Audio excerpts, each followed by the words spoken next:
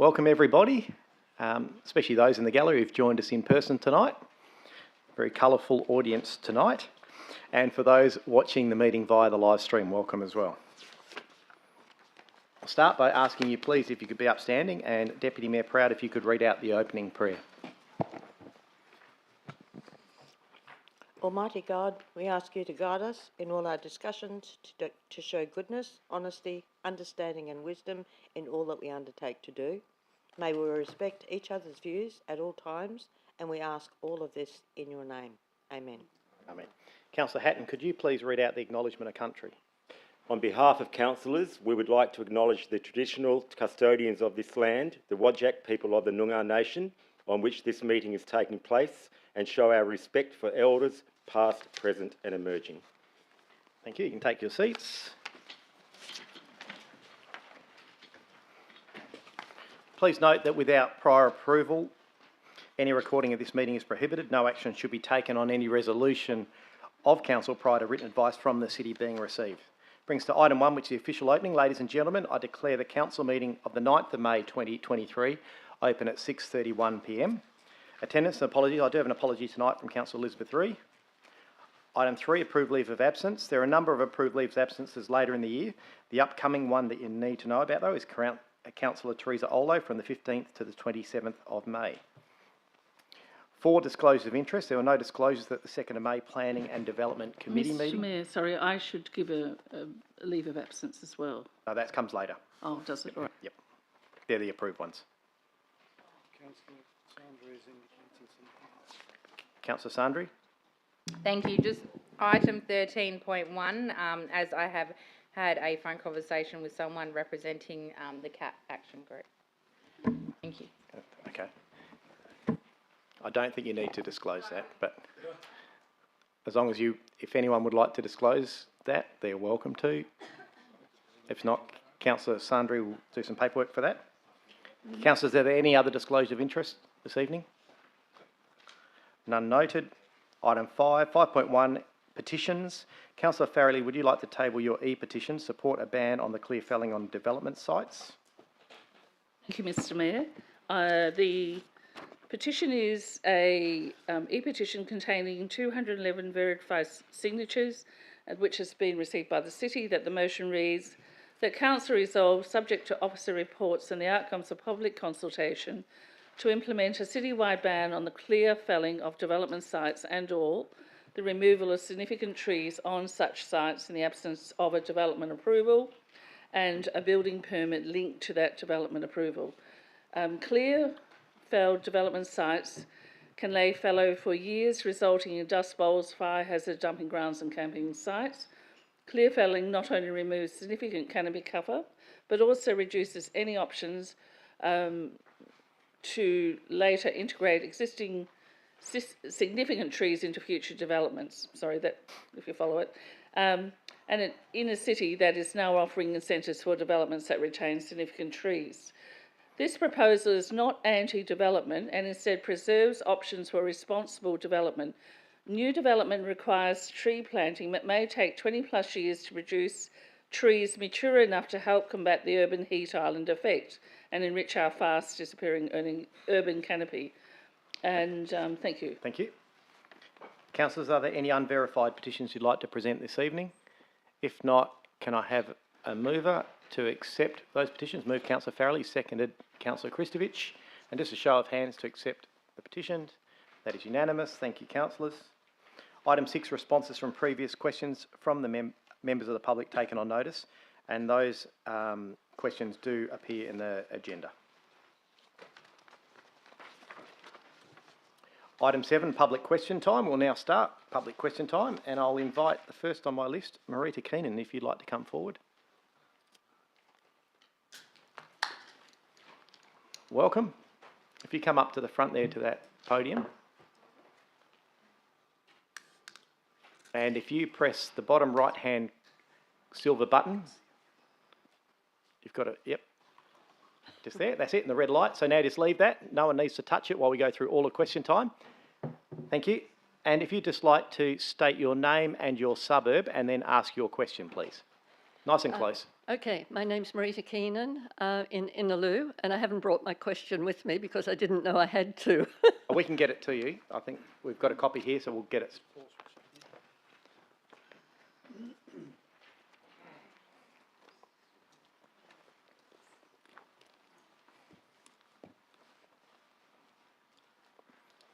There you go.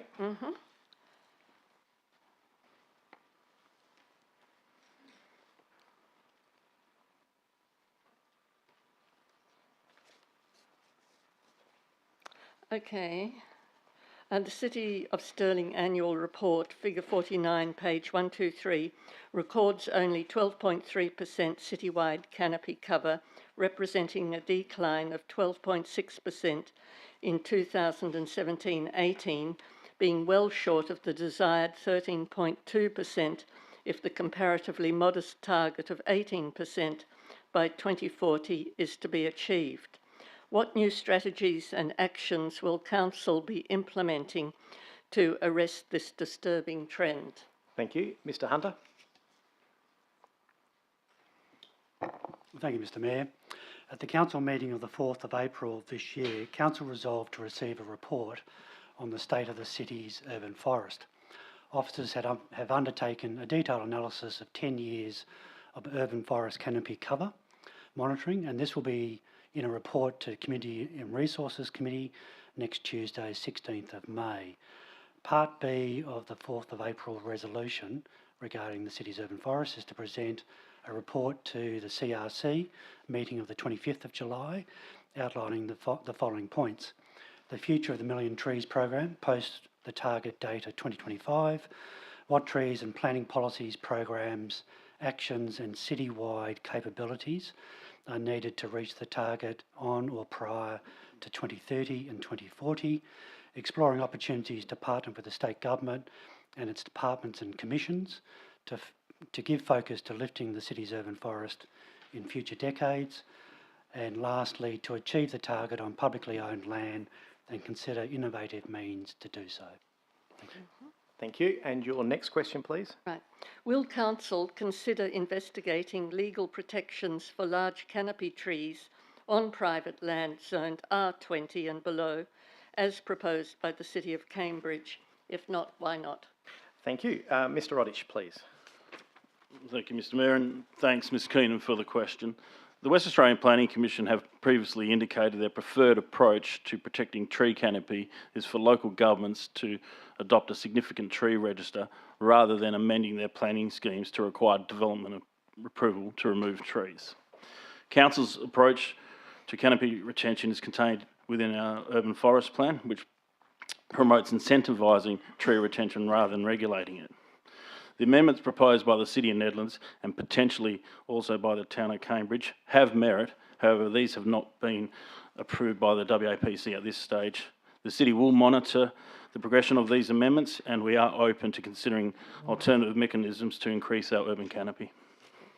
Thank you. Thank you. Do I turn it off? No, you're welcome to leave it on. All right.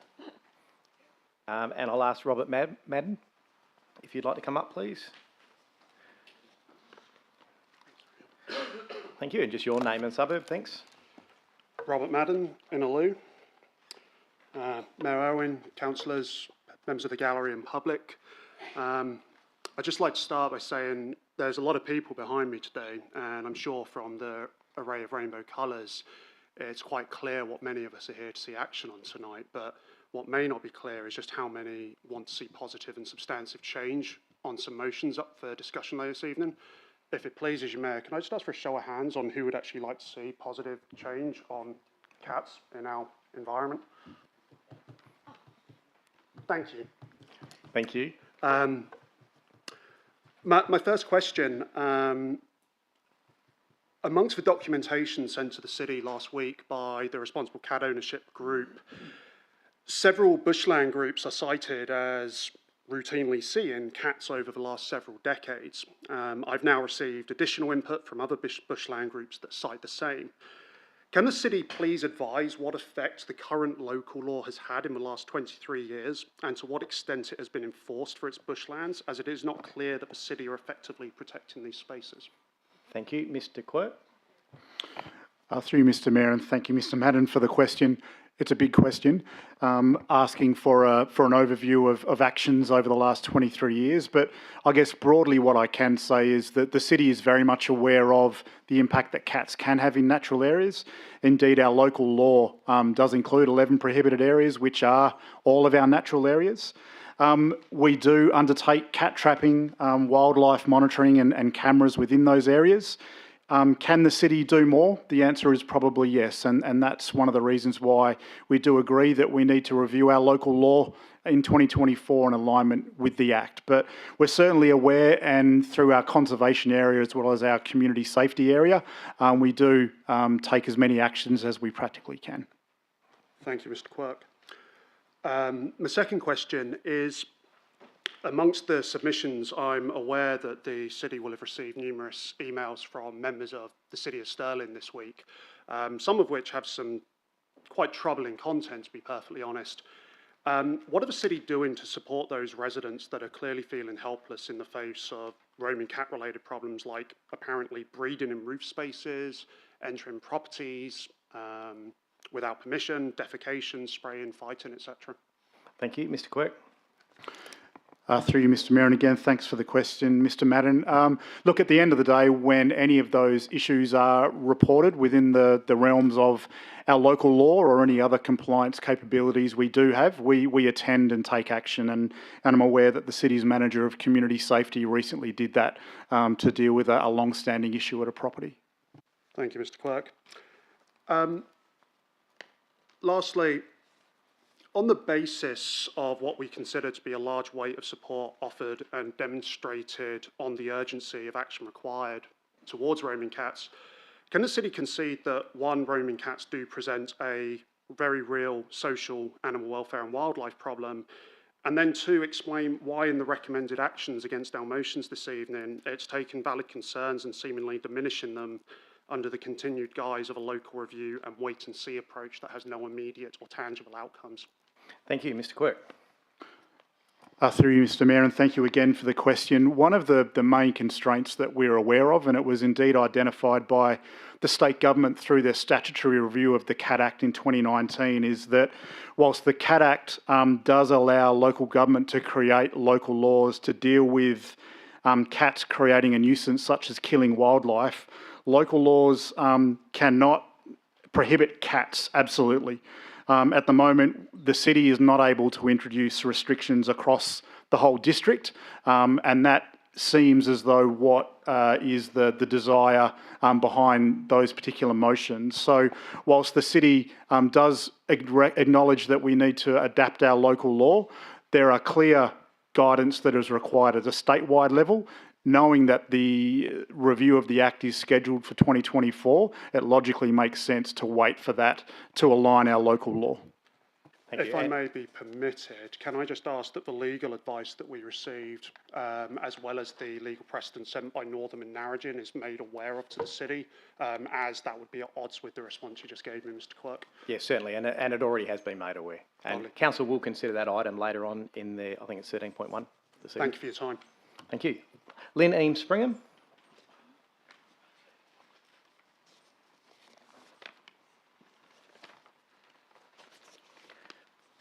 Good evening. Lynn Eames Springham from Jundana. Good evening, Mayor. Good evening, councillors, and good evening, staff and gallery. I'd like to take this opportunity to thank the Director of Infrastructure for inviting us to meet, and thank both Mr Murphy and the Manager of Parks and Sustainability for the time they afforded our group last week. My first question: in the additional information from the minutes from the 22nd of March, it states the City holds the management order from the State Government for the Reserve 18325. That is, reserved for the purpose of recreation only, and the Metropolitan Regional Scheme indicating the land use being parks and recreation, and in brackets, with restricted public access. The A-Class Reserve for Mount Lawley Golf Club has been for the express purpose of recreation since proclamation in the Government Gazette on the 25th of August 1961. my question. The Metropolitan Regional Scheme says the restriction is something the city would have put in place. Could we have a definition of what the restricted public access actually means, and can you confirm whether or not the city has put that restriction on the reserve? Thank you. Mr Hunter. Thank you, Mr Mayor. I'm not too sure about the history of how it came about, so we'll need to take that on notice and do some research. Thank you. Thank you. According to the City of Stirling Street and Reserve tree policy, the city's objective is to increase the city's tree canopy cover and to preserve the existing street and reserve trees. According to the policy, as a ratepayer, I cannot prune or remove the tree on my verge, even if it is causing me allergies or health problems. If it shades my lawn, my solar panels, my solar hot water, my garden, if it's causing problems with its debris, or if it's blocking a spectacular view. All of those reasons are not considered to be sufficient or justifiable to be able to prune or remove a city tree. There are healthy trees that have been requested and approved for removal on the Mount Lawley Golf Course simply for access. To put in a grass walkway between the 15th green and the 16th tee. There is an existing path there now. Or they shade a part of a green at a certain time of day. Great lengths seem to have been taken to cover pretty much every reason to deny permission to remove a single verge tree to protect and prevent its removal. Although these trees are on a golf course, Can I ask you to get to a question, please? many are unnecessary. Sorry. That's right. Given the city's street and reserve tree policy, why would Parks and Sustainability allow and recommend these tree removals at Mount Lawley Golf Club when the request seems to fall well short of the considered as sufficient justifications which would be stringently applied to city trees? Thank you. Mr Hunter. Thanks, Mr Mayor. We have received a request via the Mount Lawley Golf Club for removal of some trees along with, contained within their vegetation management plan. The Street and Reserves Trees Policy is a guidance document by the city, and we're required as officers to assess each application before us and make a determination on merit, not to have fixed particular positions at the start of that consideration. Thank you. I've made the third one shorter to make up for the lengthy second one. That's okay. The recent local government concerns over tree retention should give pause for thought. There have been recent articles, and even the Lord Mayor, Basil Zemplis, was seen on the news with shovel in hand planting a tree. So concerning is the lack of canopy cover and the absence of trees in Perth. Will Council be providing public consultation before allowing any further unnecessary tree removals on the Mount Lawley course? Mr Hunter. Mr Mayor, I'm pleased to advise that each year we plant about 8,500 trees in both streets and our parks. But with respect to the Mount Lawley Golf Clubs, there's no plan to do full public consultation on tree removal there. Thank you, Mr Hunter. Thank you for your questions. Simon Wheeler.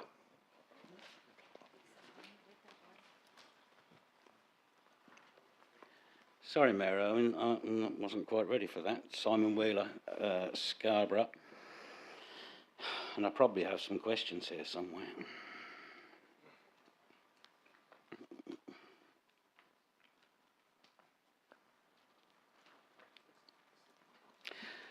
Sorry, Mayor Owen, my apologies. Mayor Owen, the recommendation in item 12.1 DS1 tonight pledges $80,000 to support those who I assume must be some of the most vulnerable in our society, the planning and development industry. It does so on reports stating that the city's DRP is consistent with other LGAs. It does not report that the City of Joondalup, South Perth, Bayswater and Nedlands, possibly others, all charge applicants for all DRP reviews. Nedlands charges some $5,000 for its design review services, while Stirling continues to subsidise private enterprise with ratepayer funds. An alternative motion from, I believe, Councillors Lagan and Dudek was to require that the DRP reviews for applications over $2 million should be paid in full by the developer. That was somehow lost. So in the hope that the alternate recommendation could be somehow reinvigorated, my question is, Mayor Owen, is $80,000 spent of ratepayers' money spent on private enterprise a suitable use of city funds? And that, Mr Wheeler, is a question that Council will deliberate on later this evening. Oh, I thought you might say that. Mayor, the officers' report to my motion to the ban in clear felling and to the control of cats motions both appear to be afflicted by some apathetic malaise. Let's wait for someone else to do something about it. Mayor, both the Cat Act and the various Planning and Development Acts all contain provisions to enable local, contextual input from local governments, from councils. That's why you have a keeping and control of cats law. That's why you have an LPS. That's why you have the power to create local laws and policies. And if on each and every issue of substance we're going to leave it to the state governments, then what's the point? Why are we here? Does the administration think this council is incapable of making considered effective decisions on its own? I, for one, certainly don't. This is more of a statement, to be honest. Sounded like one. I think the sensibleness of my motion is self-evident, but I'm also confident that this council cannot possibly ignore the weight and clarity of the evidence presented by the responsible cat ownership group, who've done an absolutely fantastic job, and I hope you have a good look at what they've had to say and deliberate on that basis.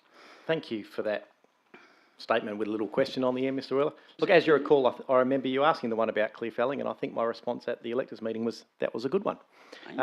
Both of those will come up through the electors meeting this evening when we discuss the electors meeting, and it's up for council if they wish to take those further. Fantastic.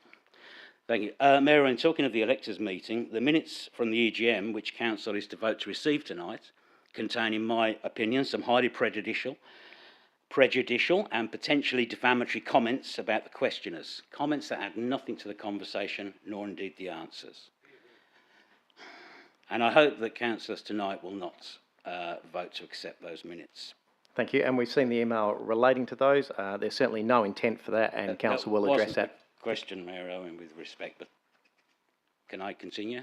Oh, yes, Mr Wheeler. No, sorry. I thought that was your question. No, because that was leading into the fact that the Mount Lawley Golf Club lease states that the lessee must not damage or remove trees or vegetation surrounding the premises. Well, I can see how it was leading into that. There were questions on the Mount Lawley Golf Course, Mayor Owen.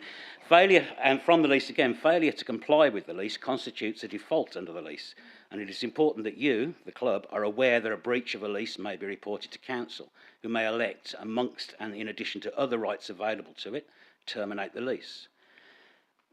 This wasn't a member having a smoko in a non-smoking zone, Mayor Owen.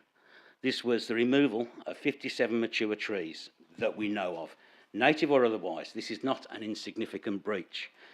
I asked on the 7th of March, Mayor Owen, if the city was aware of DWA's letter of warning to the Mount Lawley Golf Club from October 21 about its land clearing practices. I've still received no response. Governance responses, for some reason, point to the land management regulations of the Act,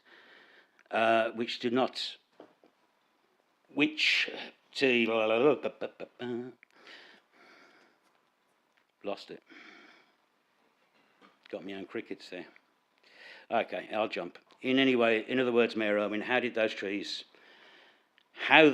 went missing is as clear as mud, remains so. Were they blowing in the wind or were they pushed? Why was this breach of the lease, and it is a de facto breach of the conditions of the lease regardless of ultimate responsibility? It was not reported to council for investigation, Mayor Owen, and in light of Donald Rumsfeld's things we know we don't know, and the things that we don't know, when will it be brought for council so we can flush out exactly what happened? Thank you, Mr Wheeler. Mr Hunter? Mr Mayor, firstly, the Department of Water and Environmental Regulation are the responsible agency dealing with the clearing of native vegetation. The Mount Lawley Golf Club did apply for an application to clear native vegetation as part of their development of the 19th hole, because it involved a small amount of Banksia woodland, which is protected under the Conservation Act.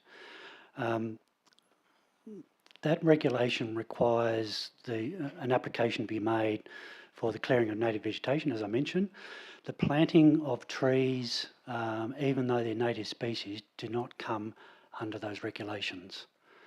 So if the club has planted, as they did 50 years ago, a whole bunch of eastern states and even WA species of trees, that is not covered in the clearing of native vegetation regulation. So as far as I'm aware, there's no breach in the DEWA clearing of native vegetation requirements. With respect to the federal legislation, there are requirements for protected habitat, such as Banksia woodland, which is a TEC, which is Threatened Ecological Community. And there's been no breach that I'm aware of or requirement to report to the Minister with respect to the federal requirements under the EPBC Act. The requirement to notify council about the clearing of trees and seek permission is exclusively with council. It's not to do with other authorities if those provisions are not breached. So it's now up to council to decide, or the city to decide, the next steps with respect to the trees that have been cleared. Now, I have gone through each tree that has been removed and looked at the information, and my analysis of the trees that have been removed suggests that the majority, something like 72%, are trees which are compromised in various degrees. So these would be trees which are have been either dead or dying, diseased, or at high risk. Trees which are rated by the qualified arborist as poor or very poor in health and structural integrity, or trees which are have the attributes of a shrub-like structure.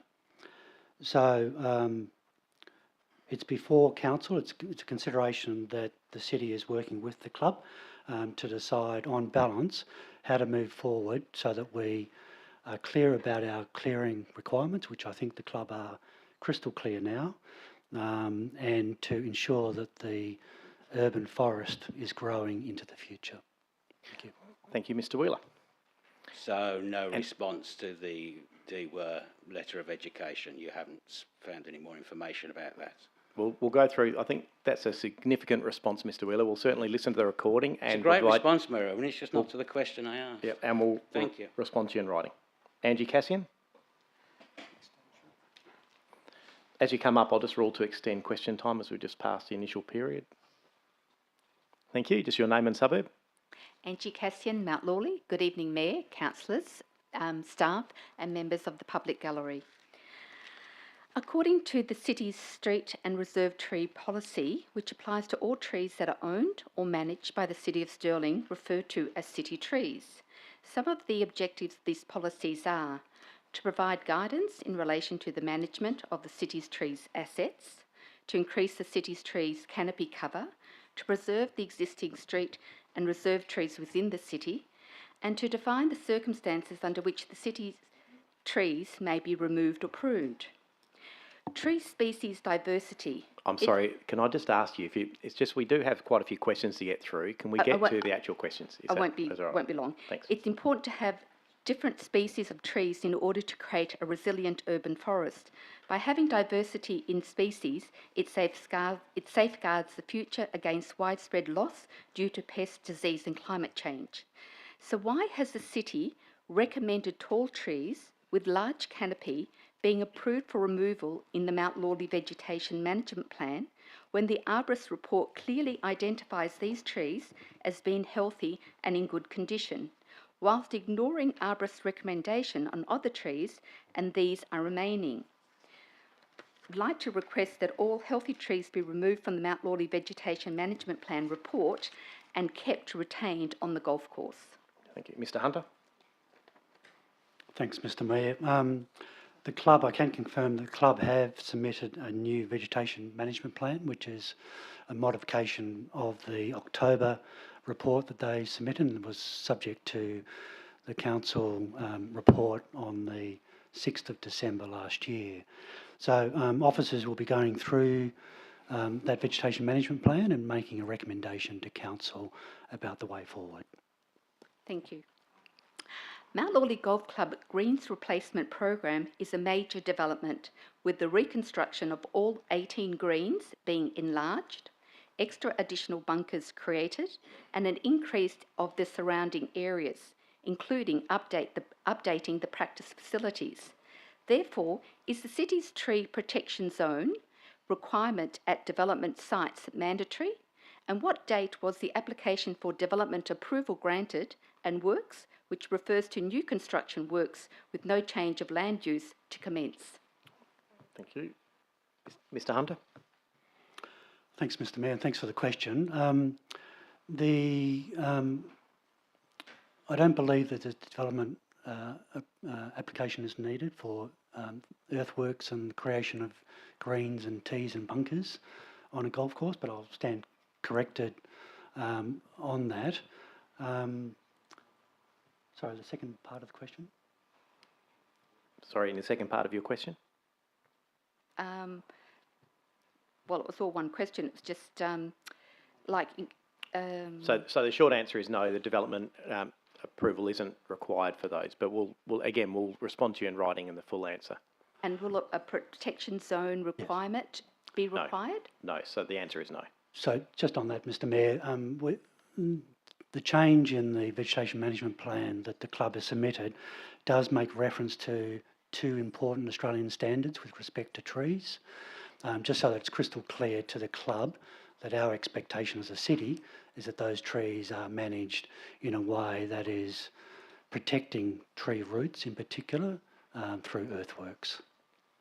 Because some trees have been ring-barked and other items.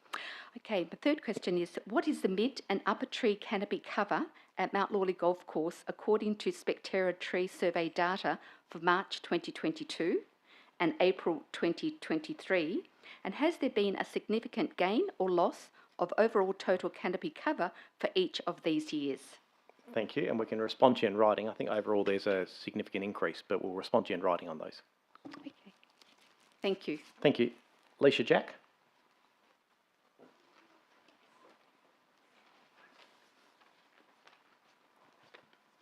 Thank you. Your name and suburb? Good evening, Mayor, councillors, staff and members of the public gallery. My name is Leisha Jack from Karrinyup. My question pertains to the unapproved removal of the 57 trees from the Public Crown Reserve, which the Mount Lawley Golf Club lease from the City of Stirling, who are responsible for managing it.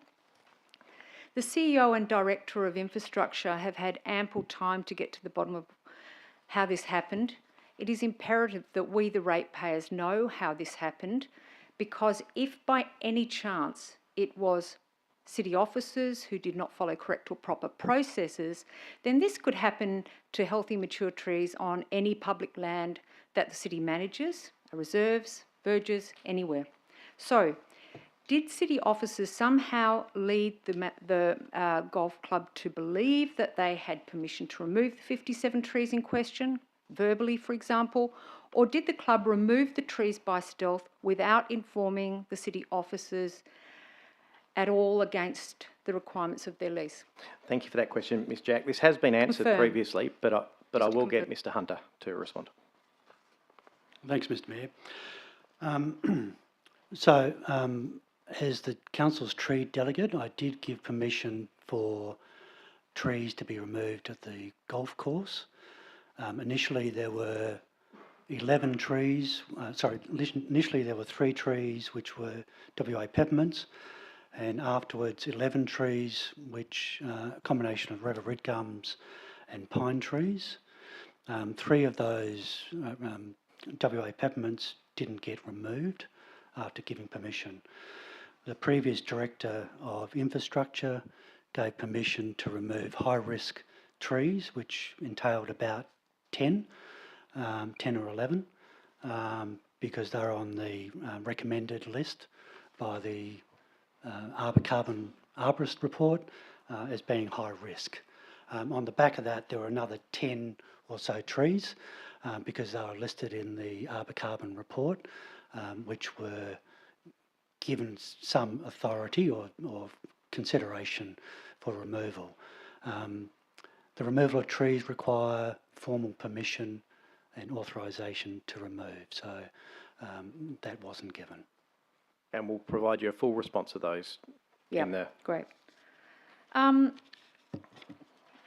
Through you, Mr Mayor, is the city aware that black cockatoos' habitat has been very much destroyed with all the development that's been going on across the coastal plains, and that pine trees provide an important food source? And so why did if the city is so concerned about conservation, remove healthy pine trees, give permission to remove healthy pine trees from the Mount Lawley Golf Course, knowing that they are regularly visited by black cockatoos? Thank you. Mr Hunter. Yes, Mr Mayor. Yes, I can confirm that 8 pine trees were removed of various conditions. So there were some healthy trees and there were some very badly degraded trees. So we've taken on a case-by-case basis as to what those tree removal requests are, and make a determination based on that. But we are very conscious about the importance of black cockatoo habitat, because that's why a lot of the trees that we plant are native trees, which are directly beneficial to endangered black cockatoo. Thank you. And have you got a final question? Look, I actually do have a third question. If I removed a healthy, mature tree from my verge, it's a little bit different to Simon Wheeler's question. If I remove a healthy, mature tree from my verge without permission from the city, what fine would I incur? And what other repercussions could I expect? That's a simple question. I'm sure someone here can answer that. Statistically, I could tell you no fine. Mr Hunter. Mr Mayor, we take each case on a case-by-case basis. We don't have a fixed view. Obviously, we don't want to see trees removed without authorisation, but we do take it on a case-by-case basis, and there have been instances whereby people have removed verge trees and they've paid the full Halliwell valuation for those trees. But in the case of reserve trees, we don't have Halliwell valuation on reserve trees. It's only on street trees, because they're most at risk. Thank you for your questions. Thank you. Mr Ellis. Peter Ellis, please. Evening. Good evening, Mr Mayor. Good evening, councillors, staff and fellow ratepayers.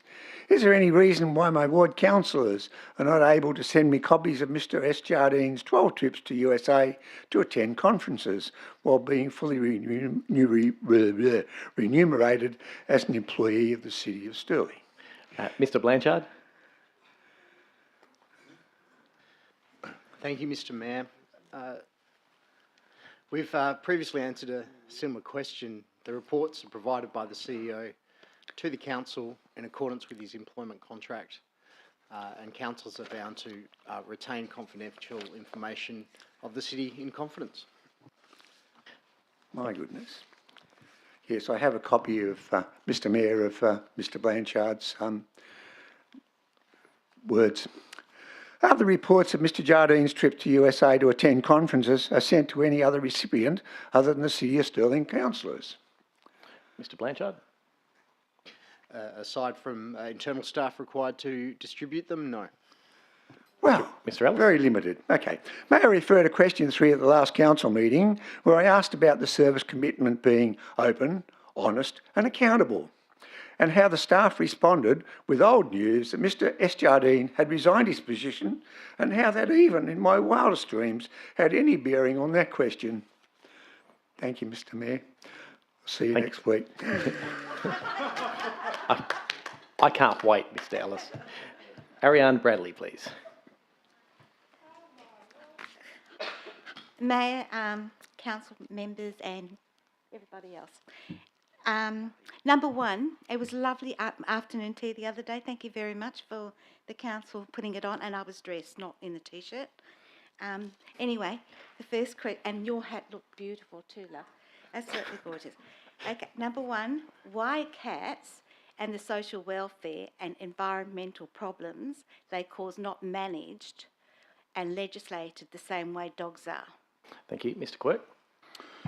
Through you, Mr. Mayor, and thank you very much for the question, Ms. Bradley.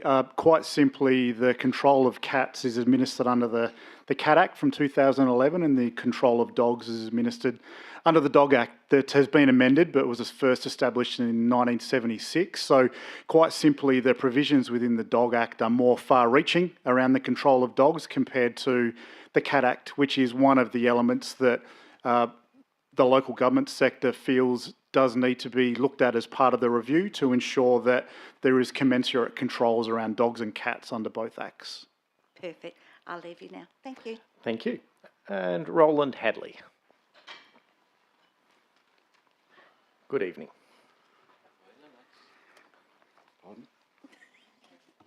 Good evening, Roland Hadley, Woodlands. The city spends hundreds of thousands annually on legal fees, but ratepayers never discover what the costs relate to. Can details be provided to indicate the cases that relate to non-payment of rates, workers' compensation, employees, fraud, motor vehicle accidents, etc., etc.? Yeah, I'm sure we can provide you a response in writing to group those and give you indicative percentages. The part of that question is for the past 4 financial years, and advise the total amounts paid for each company. Second question, does the city engage with certain companies for particular types of legal cases? Yes, but we have a panel of lawyers. I'll get Mr. Blanchard to explain. Thank you, Mr. Mayor. Yes, we have a panel of lawyers, some who specialise in some areas of the law, others who offer a full range of services. The city has processes for engaging those firms on different matters as is required. We've delegated sign-off limits to managers, directors and the CEO. The city's legal services panel is due to be up for approval, and that will be happening shortly before council. Thank you. Question 3. At the electors' general meeting on the 22nd of March, I asked if the number of motor vehicle accidents by the city's fleet being reduced. In the minutes of the electors' general meeting, I read, total fleet incidents remain steady. An answer worthy of yes, Prime Minister. Would you agree? We'll get you the exact percentage of decrease or increase, Mr. Hadley. Thank you. Paul Collins.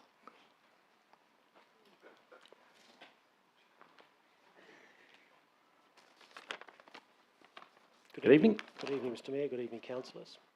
Good evening, staff and residents. First question, Mr. Mayor.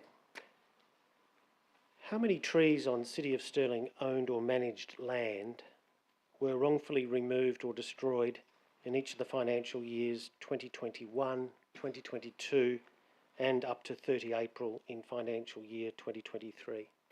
Thank you for that question, Mr. Collins, and we will respond to you in writing for that one. Thank you. Question 2. How many persons, organisations or corporations were fined for wrongful tree removal or destruction, and what was the total amount of fines in each of financial years 2021, 2022 and up to 30 April in financial year 2023? Thank you for that question, Mr. Collins, and likewise we'll respond to you in writing. Thank you. On 7th of March 2023, the Director of Infrastructure confirmed 57 trees on A-class reserve land leased by the Mount Lawley Golf Club from the City of Stirling were removed without prior approval, despite the golf club's lease requiring such approval. What fines have been or will be imposed on the Mount Lawley Golf Club, and if not yet imposed, then when? Thank you for that question, Ms Collins, and I think the similar question was asked earlier. That will be responded to in writing. It has been answered previously and there are no fines. Have been issued There's been no fines issued. to the Mount Lawley Golf Club? Yes, not that I'm aware of. Okay, and so then if we can answer the question then, will any fines be imposed on the Mount Lawley Golf Club, and if so, when? Not that I'm aware of, Mr Collins. So the answer is no? No. Thank you. Thank you for your questions. Now, that's all I have on my list. If there is no more indications, then I will just note, councillors, Mr Mitchell did ask me, he's put his apologies in, he's hurt himself, but he wanted to make it clear that he thinks his motion in the electors meeting wasn't represented right. He wants it to be about strong policing, and he just wanted me to mention that. There you go. I've mentioned it. So let's go on. Thank you everyone for your patience, and we'll now move on to item 8, applications for leave of absence. Councillor Farrelly, this is your chance. Thank you, Mr Mayor. The same as Councillor Ollo, the 15th to the 27th of May. Thank you. Thank you. Is there any other councillors who wish to have a leave of absence? If not, if I can just have a mover and a seconder to accept those. Move Councillor Ferrante, seconded Councillor Migdale. Just a show of hands, councillors, for all of those, just to approve the leave of absence. That's all it is. Thank you. That's unanimous. 9, confirmation of minutes. Councillors, can I please have a mover and a seconder to accept the minutes of the ordinary meeting of council held on the 4th of April? Move Councillor Hatton, seconded Councillor Migdale. And just a show of hands, please, councillors, to approve those. Are you? No? Okay. And down and against? Thank you. Would you like to note a reason? Councillor? Just because with reference to Mr Wheeler's question. That's not these minutes. That's the electors general. Yep. Oh, yeah. So that will be dealt with later on in the meeting. So let's go back to the vote. Wrong set of minutes. That'll come on 13.1. Show of hands, please, to accept the minutes. Thank you. That is unanimous, councillors. Item 10, announcements by the presiding member. Councillor Ollo, I believe you have an announcement for us this evening. Thank you, Mr Mayor. I am delighted to advise that on Thursday, the 4th of May 2023, the City won a major award at the Waterwise recognition event hosted by the Water Corporation and Department of Water and Environmental Regulation, held at the Perth Convention Centre. This year, the City applied for the Platinum Award, having achieved the gold status since 2017. The Platinum Award is not a standard achievement level available to all councils. It is a special commendation for going above and beyond and having a long history of water-wise action. The City put forward recent irrigation efficiency upgrades and water-wise community programs in the application. I am very proud to advise that the City won the Platinum Award, which is a fantastic result. I wish to acknowledge the team of dedicated officers led by Director Infrastructure Andrew Murphy and Manager Parks and Sustainability Ian Hunter for their hard work and commitment to ensuring the City of Stirling continues to be a water-wise council. Thank you. Well done.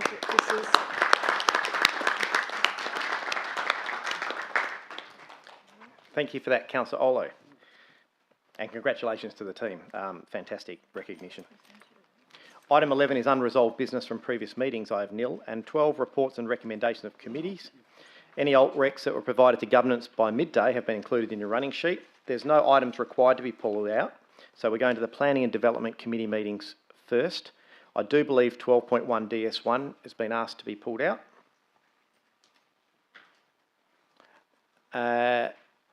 Councillor Sandri? Pull it out. 12.1 DS1, as there's an alt rec. Did you already say that? Yes. Oh, okay, thanks. And just a comment on DS3, really good report. I wasn't at committee, just want to note that, but not pull it out. Thanks. Thank you. Councillor Farrelly? I'd like to pull out 12.1 CF1, introduction of new food safety standards. Thank you. Thank you. councillors. If there's no others, I will go first of all to 12.1 DS1, the Design Review Panel, and Deputy Mayor, if you'd like to. Thank you, Mr Mayor. Alternate recommendation for DS1, 12.1, that Council endorses the terms of reference for the City's Design Review Panel as shown in Attachment 1, subject to the necessary amendments to include the following changes. A, that proponents are not charged for the first meeting, however fees will apply for the second and subsequent meetings. And B, that the use of the coloured traffic lights in the Design Review Report are removed. Thank you. Do you want me to read the reason out? No, that's all right. It's clear, and I think the email that was circulated made it clear. Thank you, and I think Councillor Lagan would like to second that. Is there anyone opposed to that alternative recommendation? Councillor Farrelly, you're opposed? Is it a question or you're opposed? Well, I would like to, sorry, yeah, Mr Mayor, I would actually like to get rid of, on the second, I'd like to have amendment on that to be applied from the first meeting. Oh, so you want to change the whole motion? So you're opposed? Yeah. Yeah. Yeah. This was a significant debate at Planning and Development, so that's, yeah. I'm sorry, yes. Councillor Proud, if you'd like to open debate, please. Thank you, Mr Mayor. As you just said, this was heavily debated and it more centred on the charging of the fee. So the status quo, what was in the recommendation was that the first two meetings are free, and the argument was that councillors wanted all of them to be charged for. So and obviously you can see from the report that lost. So it went through as is. Now we've got an alternative, which is a happy medium, and those opposing either side have gone down to the one fee for one DRP meeting, $1,250. And contrary to what a lot of people may think, developers and applicants aren't actually always the enemy in Stirling. They provide a lot of jobs, a lot of amenity, etc., etc. I could go on. If you were at planning, you would have heard all this, and led strongly by the Mayor. The concession back to charging for the first free meeting and the second one is charged for from then on, that's a win-win. Also to be noted is that the city also internally used the DRP for various reasons, local planning schemes, etc., etc. So I think this is a fair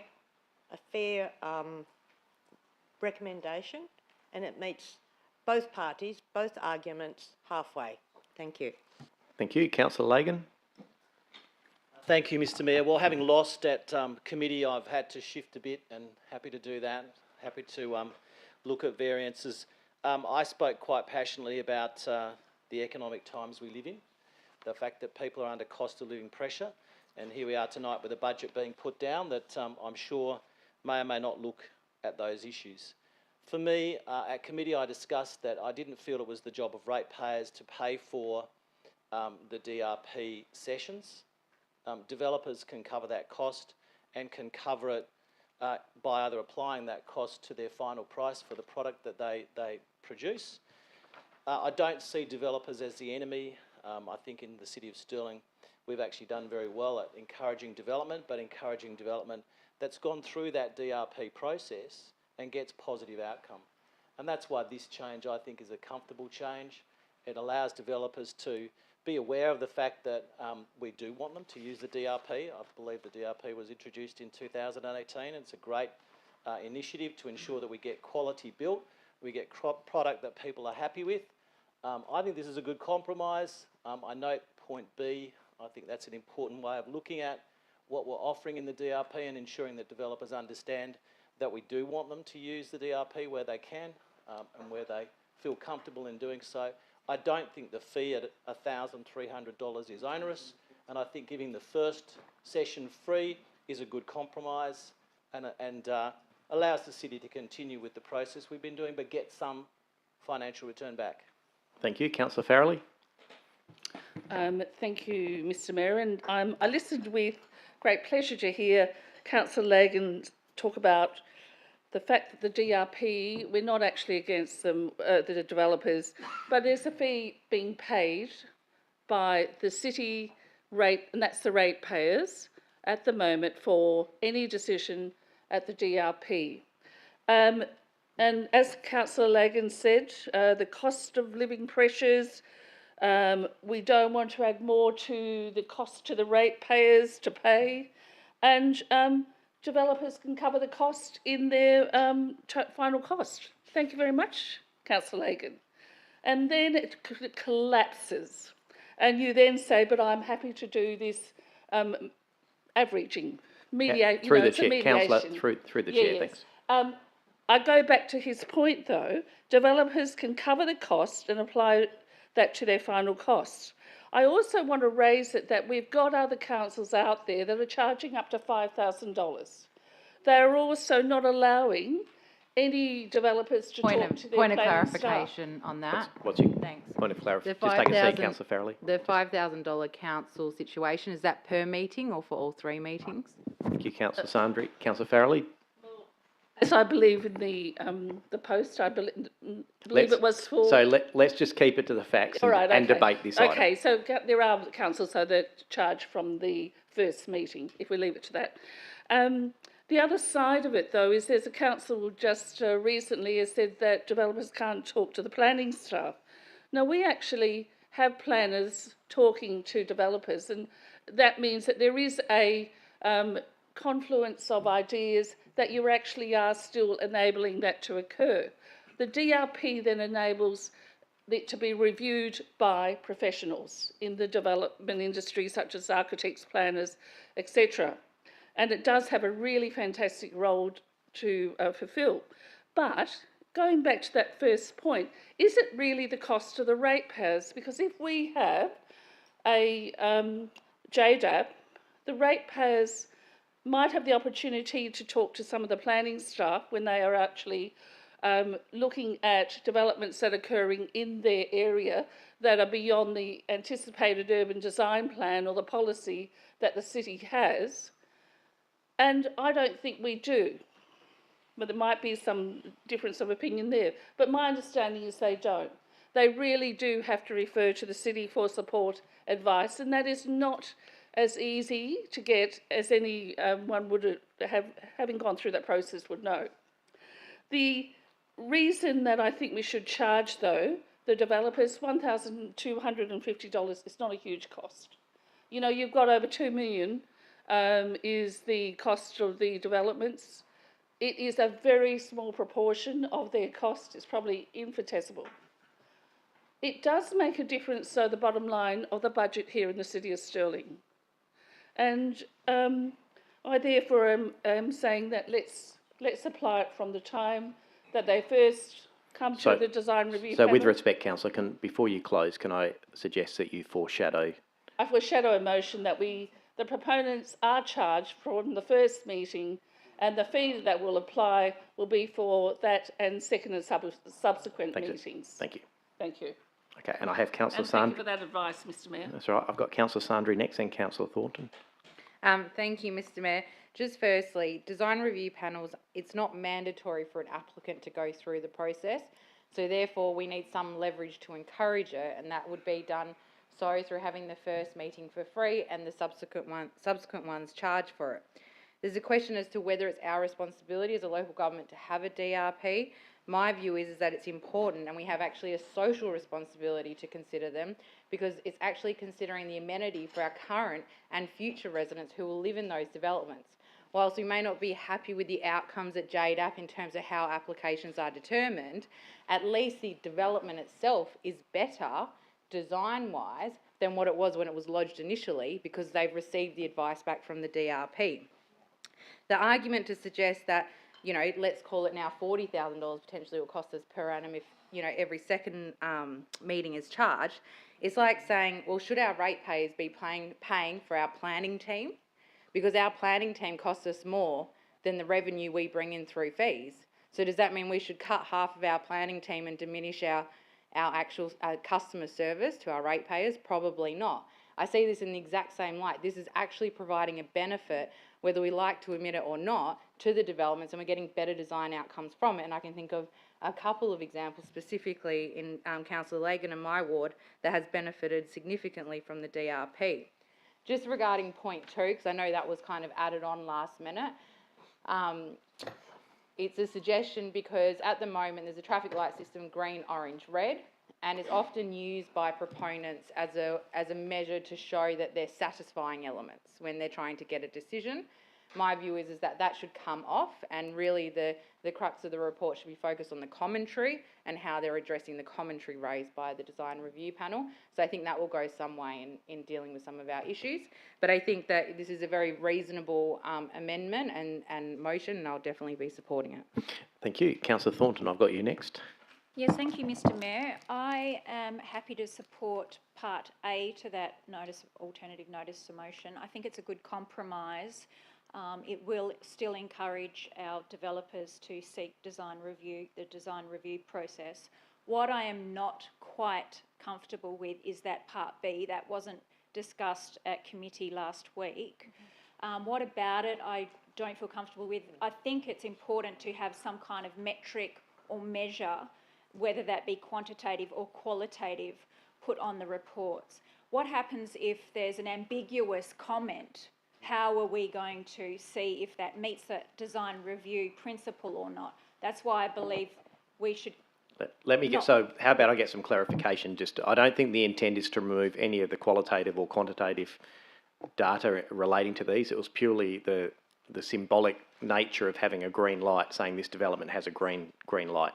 But I'll get Mr. Rodich, or Ms. Shears, to give you some comments, just so we're all aware.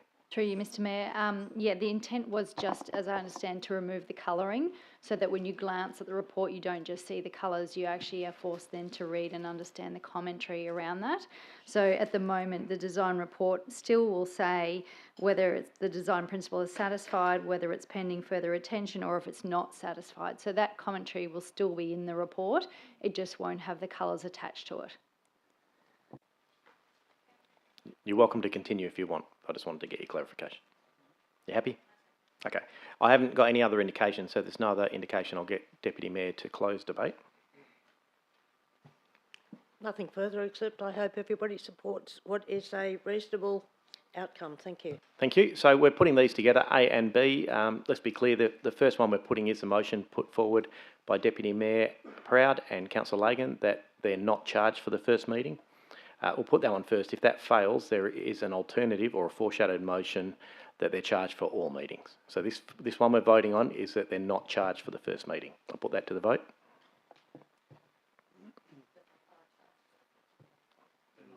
They're not charged for the first meeting. Yep. Don't worry, I did think if I just confused that or not. Thank you, councillors, and that motion is carried 13-1 with Councillor Farrelly voting against and all councillors voting for. Well done. And we'll now go on to item 12.1 CF1 has been pulled out on the food safety standards. Councillor Farrelly has pulled that out. Deputy Mayor, if you'd like to move the committee recommendation.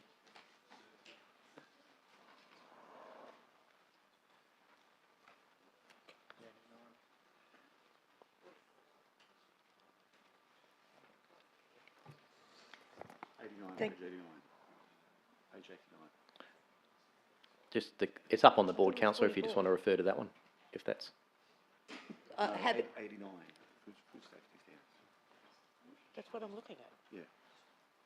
Yeah. Mr Mayor, yes, happy to move the committee recommendation. Thank you. Is there a seconder for the committee recommendation, councillors? Councillor Thornton is happy. Councillor Farrelly, you pulled it out. Did you just have a question or do you oppose it? It is a question in a way, and I probably should have asked before, but looking at the fact that we've got the $50,000 to be set aside to help support people doing the new food safety standard, have the city officers considered holding a couple of workshops in the city buildings and therefore offering a reduced, if not a minimal amount of cost by getting a presentation by those food No, so this was discussed at the planning and development meeting. It's out of our expertise, certainly, for the city to run these courses. This is an ongoing commitment of these businesses. So at planning and development, it was discussed heavily that the onus shouldn't just fall onto local government to look after small businesses who are going to struggle. This is one of the most significant changes to the Food Act in many years. And that's why item 3 was added on, that we write to the Department of Health requesting that if it's going to put this onus onto all these small businesses, that it should fully fund that training.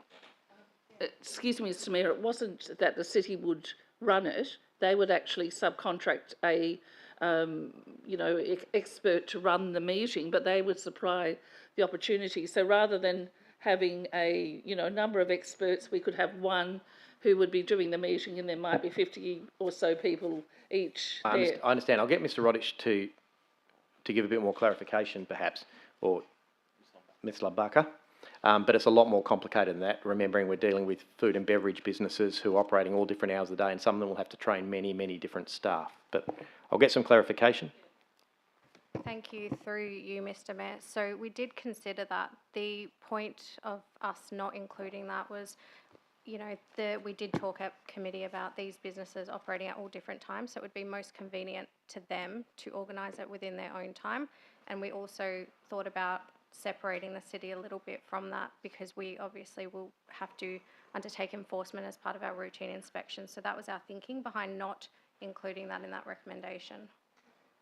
So this isn't open for debate, but if councillors would like to debate this item, I will go back to Deputy Mayor Proud and we'll have a full debate on it. Just a brief question. Sorry, but we've got ones over here as well. Councillor Lagan, is yours a question, or we'd like to, just simple questions? Okay, we'll go to you first, then Councillor Lagan. Through you, Mr Mayor, just 2 officers. Point 2, it states that council considers a one-off funding package. Are officers suggesting that once the cycle of this 50,000 spend plus the training is done in 23-24, there will be no further need for training? No. Sorry, through you, Mr Mayor. Yeah, that is correct, Councillor Lagan. So the funding put forward is just for that period as a once-off to cover that transition before food businesses are aware of the requirements. But the requirement for training doesn't stop. That will Yes, continue. that's correct. Can I ask we put the items separately? Yes. You may. Councillor Dudek. My question was whether the items were going to be put separate, so thank you. Happy to do that. Councillors, there's no one who's opposing this, so I will put it, and I'll ask to start with item 1. This is noting the new standard and the significant impacts it will have, so I'll put that one. That's the easy one, councillors, to get you warmed up.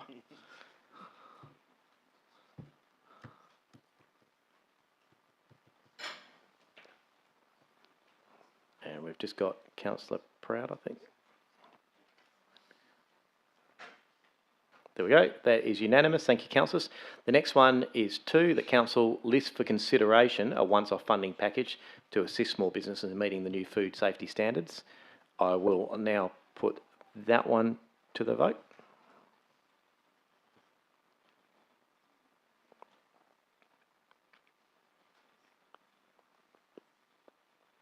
Thank you. And that one is carried with Councillors Dudek and Lagan voting against. And item 3, that I write to the Department of Health requesting it fully funds the training for the new food safety standards. So I'll put that one to the vote.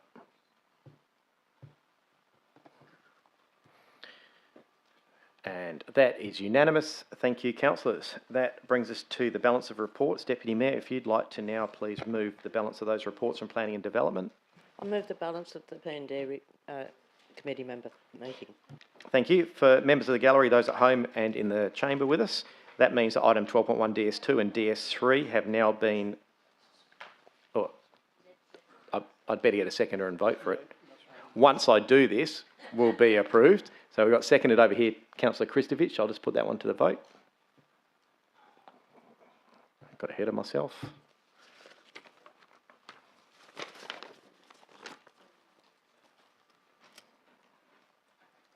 We've just got a couple to go. Councillor Dudek and Olo, I believe. Thank you, and that is unanimous, councillors. We'll now move on to the Director Council items, starting with item 13.1. 13.1 is the electors' general meeting.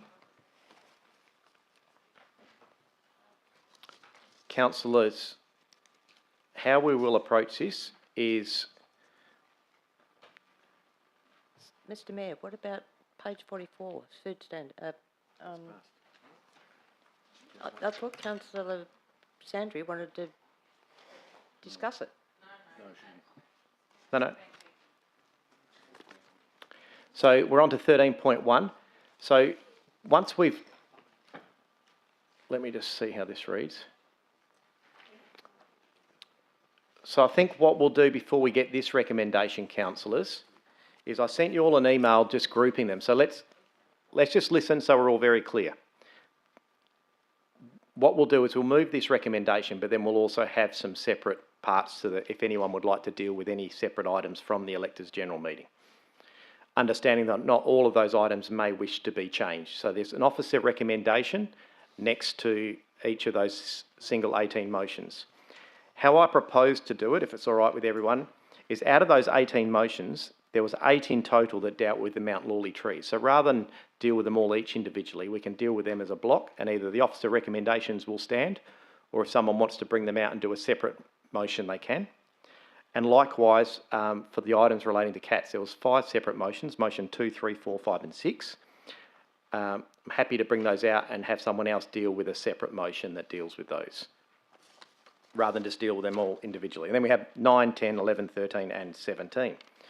So councillors, first of all, on the group ones, does anyone want to put anything alternative to the Mount Lawley trees? If not, we'll leave those as the officer recommendations.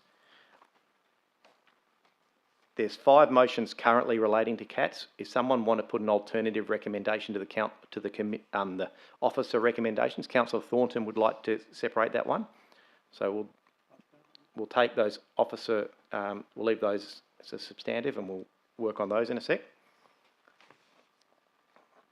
I think I know what I'm doing here. Motion 9 on the diversity of planting and using public open space reserve. Did someone want to change the officer's recommendation on that?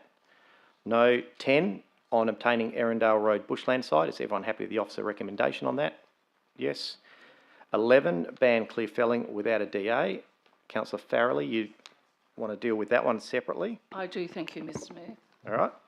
13, changing the name of Million Trees. We're happy with the officer recommendation.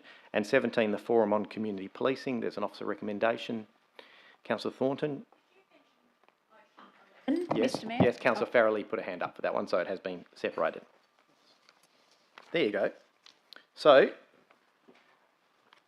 all right, now it gets tricky. So let's start with, I'm just wondering if we should debate the ones we pulled out first, because if they lost, then we don't want to move this with the exception of those motions. How about we do that? I don't know if this applies to any standard local government meeting procedures, but I think we all get what we're doing. So the first one is, if we deal with the CAT motion first, to replace the current substantive or the officer recommendations that have been presented to us, Councillor Thornton, you've got alternatives. Would you like to let us know what those are?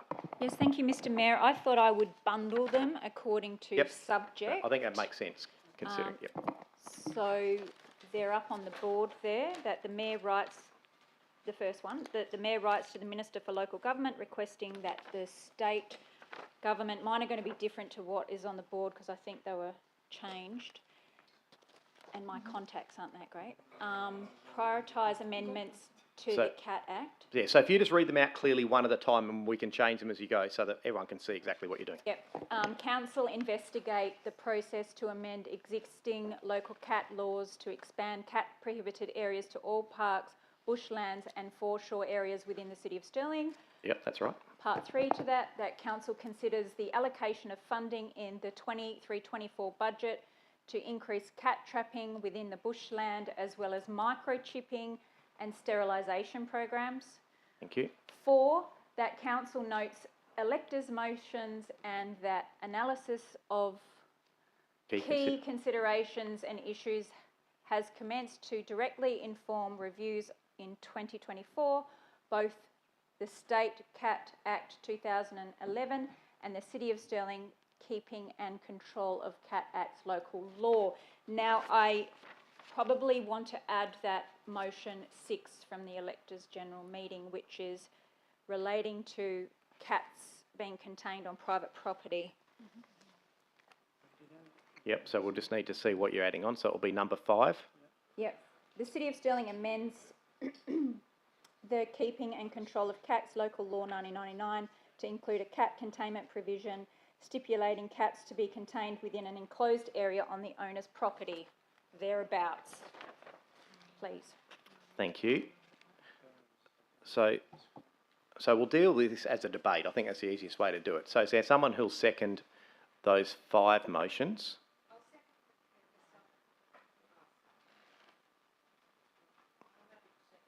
Deputy Mayor has seconded. Is there anyone opposed to those? Councillor Meekdale? Yes, we can just put them separately if you'd like to. You can have a question, yep. Is it possible, rather than at 3, that the council considers that the council proposes the allocation of funding? No, I think the wording is, so as you know, we're currently going through the process and there's already some funding regarding cat trapping on there. So it will be proposed. I mean, it's the same thing, but council. Well, it's a bit more definite, but. Yep. The same. The intent's there. I understand what you're trying to do. So I'm happy. Does anyone want to debate these, or just put them to each separate vote and then work out what the substantive motion will be that goes into the? Okay. So let's do it that way. So we've got. So I'll start with 1 that the mayor. A point of order, Mr. Mayor. Number 5, is that actually accurate? I mean, I'm just reading it. It doesn't make sense to me. Oh, sorry. That's okay. Yeah, that's.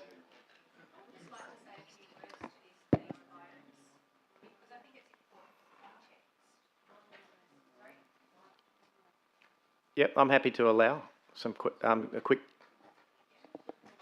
discussion. Yeah, I just think it's really compelling from a legal perspective, from an evidence-based perspective, and also from a community-wide support perspective, that we need to act on protection of wildlife. We have a wildlife mammal extinction crisis.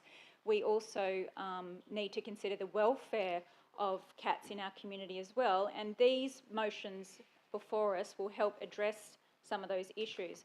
By stalling, by not acting on these notices of motion, puts our native animals further and further towards extinction.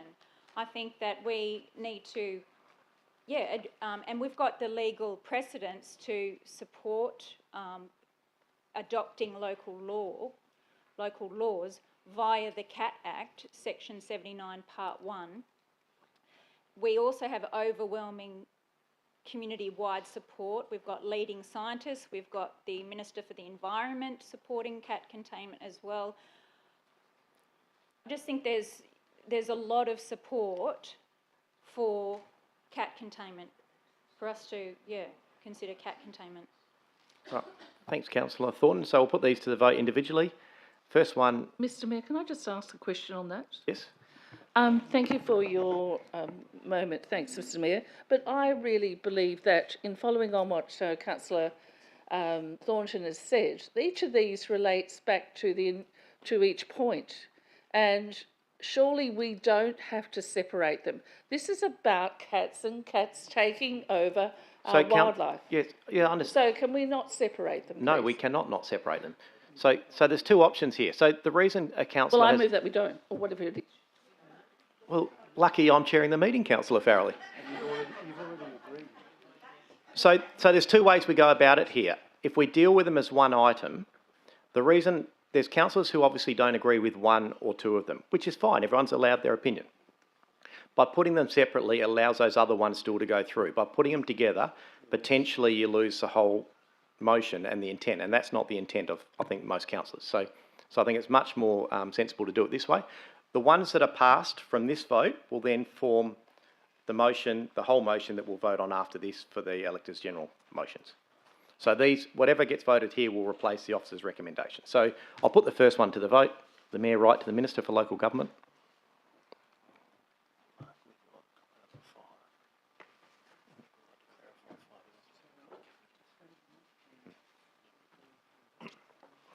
Thank you. So that is carried with Dudek, Ferranti and Perkoff voting against.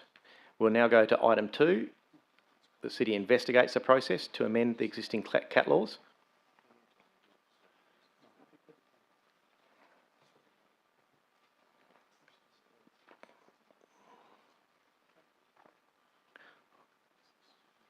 Thank you. That motion is carried. We'll now go to, can we just not put that thing up in the middle of the screen yet? Just item 3, that council considers the allocation of funding in the budget for increased cat trapping with bushland. Now you can put it up.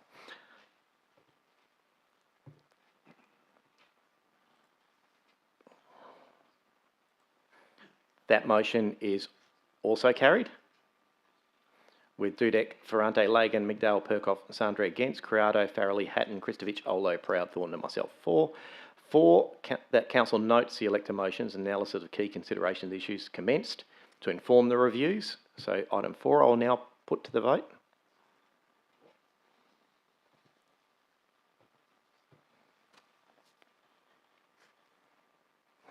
That was a good one. That's unanimous. Thank you, councillors. And 5, that the City of Stirling amends the keeping and control of cats local law 1999 to include a cat containment provision stipulating cats be contained within a closed area on the owner's property. I'll put that one to the vote.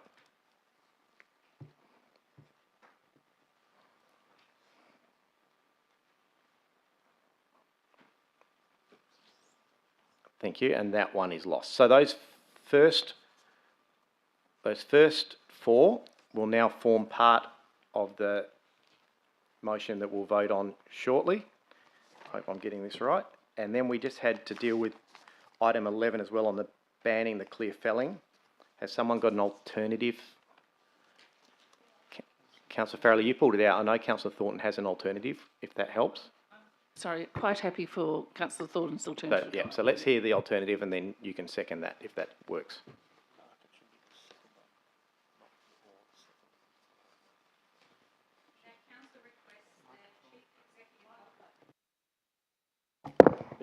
That council requests the Chief Executive Officer to report to council at a future Community and Resources meeting how a local law can be... Was it that one or the other one that you put up? Oh, I think you changed it after. all right. It's on the board, so the bottom one. The very council bottom requests. one? Yeah. Oh, council requests the Chief Executive Officer prepare a report to a future Community and Resources Committee meeting on whether or not a local law can be made for the protection of trees on private land, and it is possible to make such a local law that a timeline for making a local law be included in the report. Yep. So, Councillor Farrelly, are you happy with that? Yes, I'm happy, but I'd like to put a deadline for the CEO prepare a report to a future community and resource Okay, meeting. so let's check it out. Have we got a rough timeline? Through you, Mr Mayor, Councillor Farrell, we expect that to be within probably the next 2 months. Can we put a date on that one? Yeah, so let's put no later than August. Than August? August, Or July. okay. Yep. And is it possible to make a local law? So happy with that? Yes, all right, yes. Is there anyone who'd like to debate that one? Yes. You can ask a question. Thanks, Mr Mayor. Is this not, it strikes me that this is not legal. Is this, can I, through you, ask governance a question on this? Yeah, sure. Mr Roddy. Through you, Mr Mayor. Councillor McDonald, that's the purpose of I guess, the city looking at the report will determine whether or not that's possible, and that's why Councillor Thornton's put whether or not it can be done, and we'll investigate that. Look, there might be other mechanisms we can look at as well, but we're happy to look at those proposals. The motion and the officers are quite happy that this can go ahead. It's just asking for a report to come back, and if it's not legal, it would show exactly that. The Manager of Governance and the Director are happy. So if there's no one opposed, I'll just put that one to the vote to see if that replaces the officer's recommendation.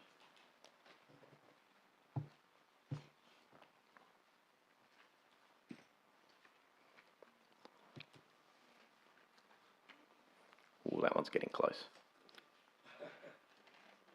We're still waiting for one, I think. Councillor Dudek. Well, that is tied. Given that this is just requesting a report to come back for council to make a decision, I'm happy to put my vote to carry it so that a report comes back and council can. I know. I don't know. Appreciate you saying that, Councillor Sunday. No, I will normally do whatever's in the best interest of the city. And if you look at this, and no, this is quite simply, councillors, asking for a report to come back to make an informed decision on this. I think it's a sensible thing to do. So they will now be added on. So now the Electors General has had the items relating to 2, 3, 4, 5 and 6 and 11 changed to different resolutions. I believe, Councillor Farrelly, you'd like to move this recommendation with a slight amendment? Yes, I would, thank you very much, Mr Mayor. If I may ask for that recommendation to come up. It's in regard to, and let me just get up, the 22nd of March meeting. But just read your amendment, Councillor. Item 1. It's not debate. Just read. It's up on the board. Oh, okay. In regard to, on pages 25 and 26 of the minutes, there was a, well, there is something I want to add to put in that why it is. There is a fair. Yeah, but it doesn't say the footnote. What was it called? Sorry, I had it. Yes, I know. So your alternative recommendation asked for the answers to Mr Wheeler's questions to be removed and instead add an additional information on pages 25 and 6 of the minutes being deleted and replaced with the words no and none as the answer. Oh, yes. The additional information is given on page 25 and it goes through into page 26 to be deleted.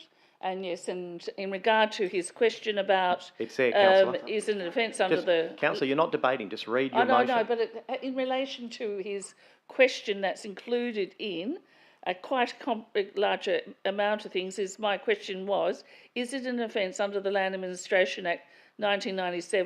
Councillor, please read your motion out. Oh, this sorry. You're confusing the minutes of the Electors meeting, general meeting 21-22, as shown in attachment 2, held Monday 22nd of March, be received subject to the additional information on pages 25 and 26 of the minutes being deleted and being replaced to the questions asked. If I can just put that in.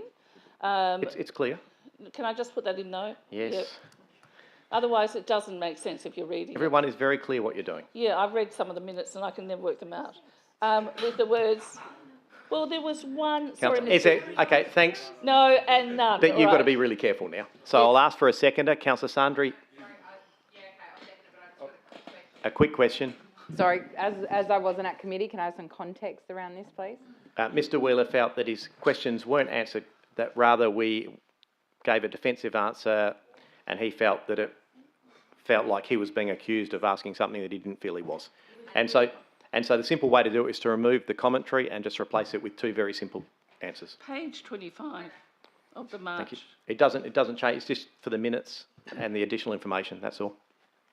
So if everyone's happy with that, you've seconded it. Is there anyone opposed? If not, I'll put that. We're voting on all of those Elector General motions as well. Well done, everyone. That is unanimous. Thank you for your patience. I think that worked well. I do say so myself. And if we now go to... Yes. You don't have to clap, stop.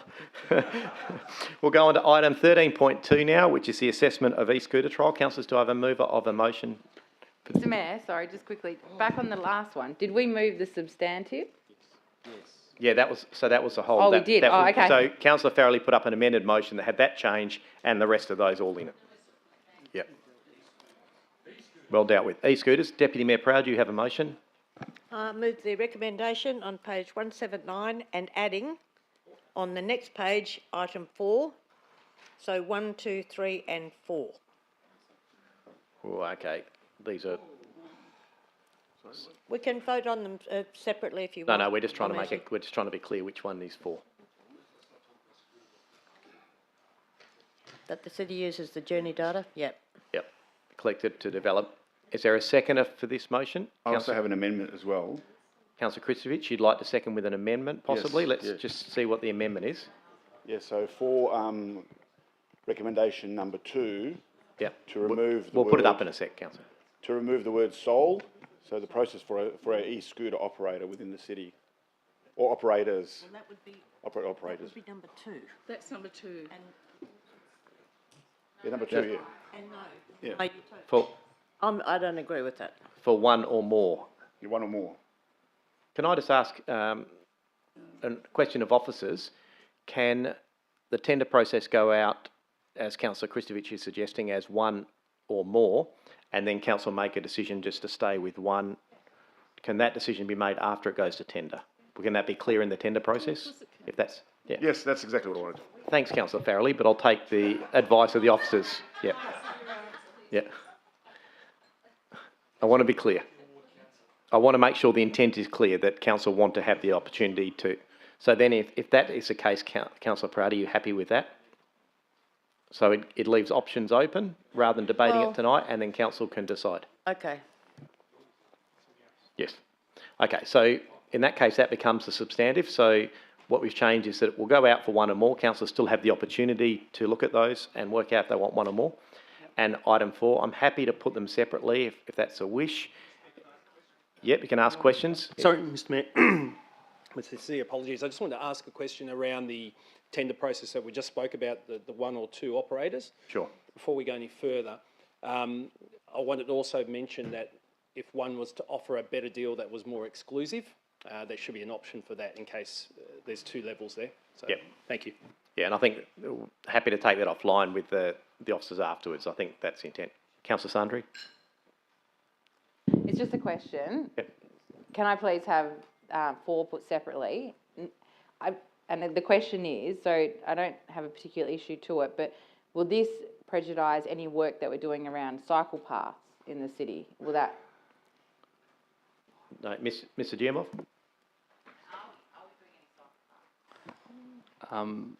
Through the Mayor, no, this won't jeopardise that as cause that's those works are undertaken under a separate budget.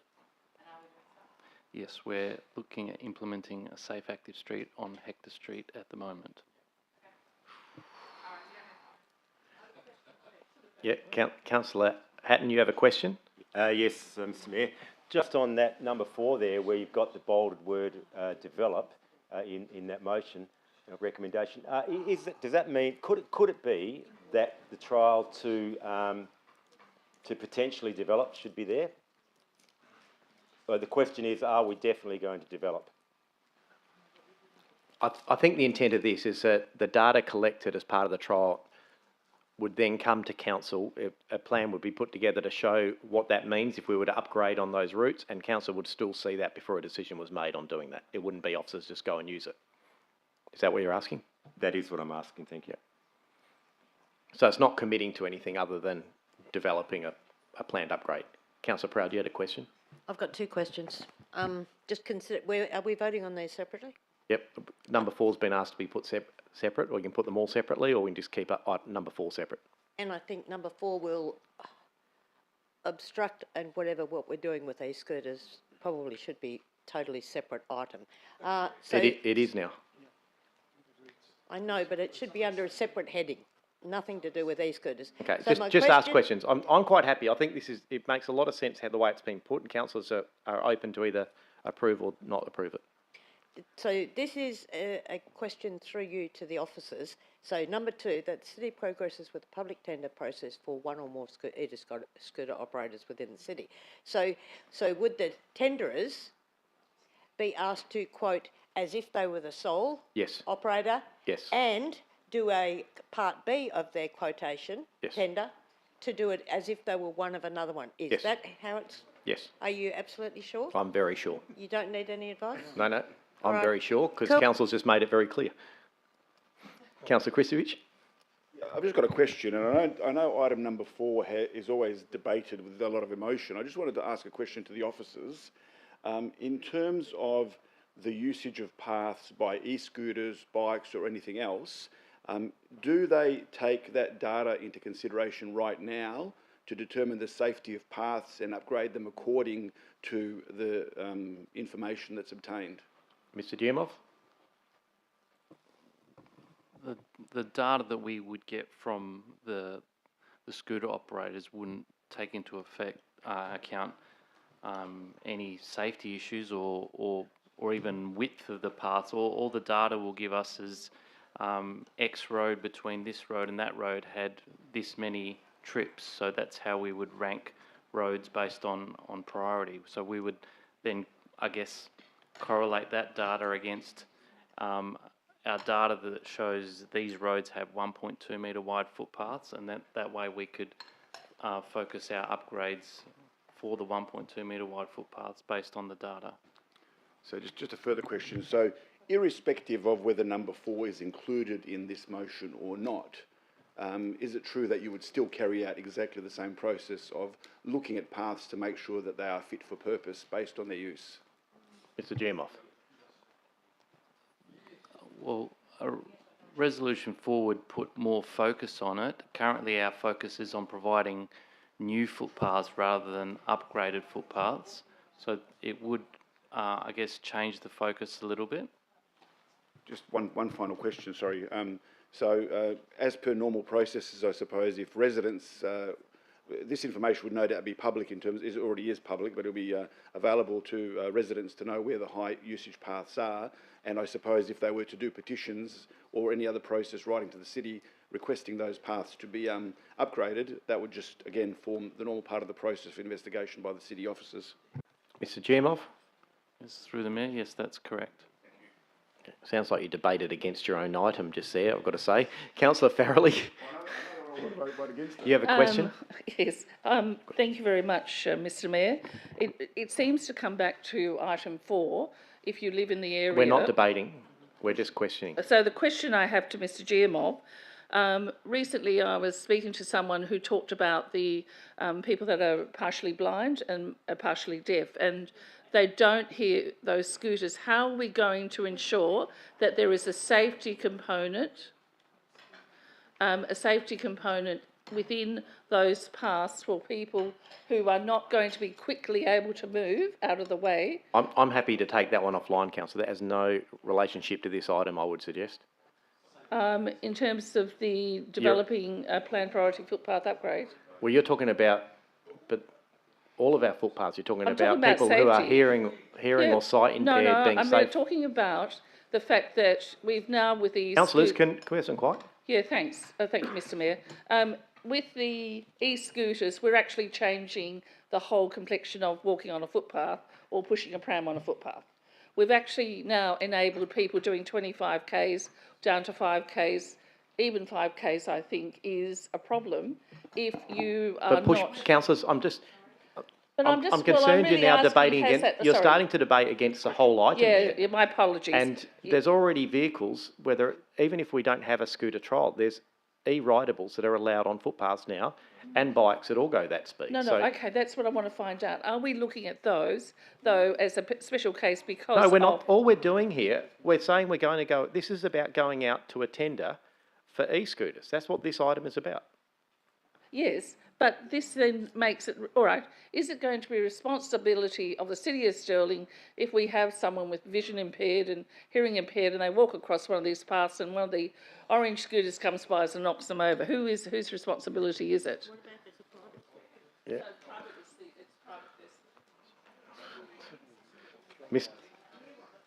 Mr. Blanchard.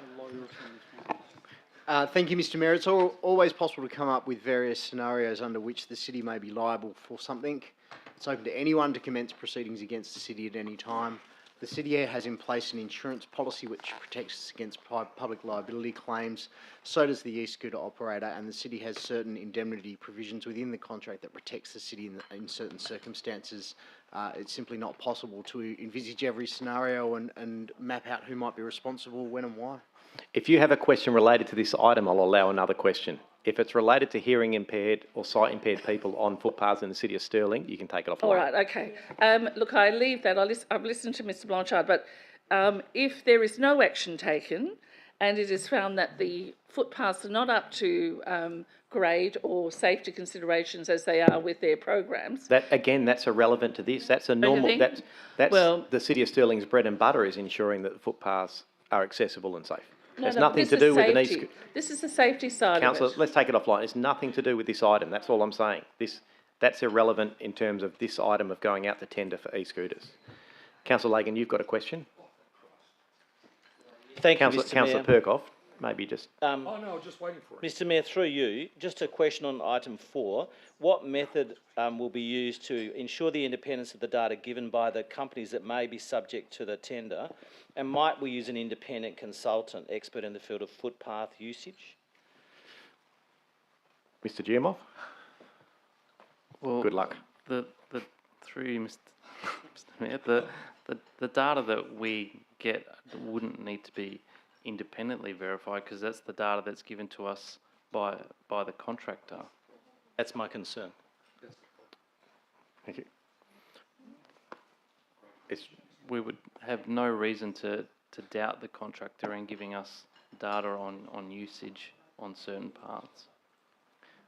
Thank you, councillors. There's been no debate on this. It's been lots of questions, which is good. It's important. But I've been asked to put these separately. I will put them all separately just in case someone has an issue with item 2. But I'll start with item 1.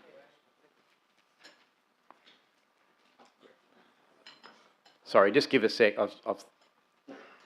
In fairness, governance weren't ready for that.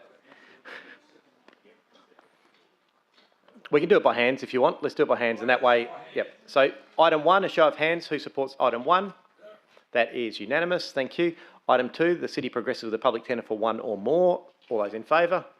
That is unanimous. Thank you, councillors. Item 3, a report be provided at completion of the public tender process to consider. All those in favour? That is unanimous. And 4, that they use the journey, or we use the journey data collected as part of the trial to develop a planned priority footpath upgrade. All those in favour? That is Councillor Hatton, Councillor Thornton, Councillor Crowdo, Councillor Dudek, Councillor Farrelly, Councillor Kristovich and myself.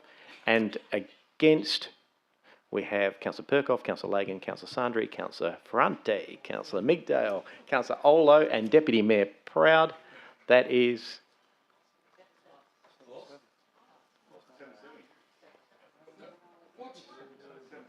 Is it 7-7? Yes. Thank you. Then I'll use my casting vote to say that that we should use a journey collected to develop a plan priority. It still doesn't commit, understanding it still doesn't commit the city to, or councillors to make a decision. It provides you with the information where you can make a decision whether you provide the funding.